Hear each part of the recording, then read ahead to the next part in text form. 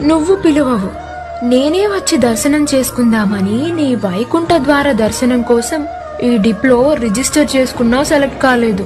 300 rupees tickets కోసం try చేసా, book కాలేదు. డైలీ టిఫిన్ కి బ్రెడ్ జామ్ తినేసి ట్రాఫిక్ జామ్ లో ఆఫీస్ కి వెళ్లి మెంటల్ హెల్త్ అంతా పాడైపోయింది. అలిపిరి మెట్లెక్కి నా ఫిజికల్ హెల్త్ చెక్ చేసుకుంటా, నిన్ను చూసి నా మెంటల్ హెల్త్ సెట్ చేసుకుంటా. సర్వదర్శనానికైనా నన్ను పిలువు స్వామి.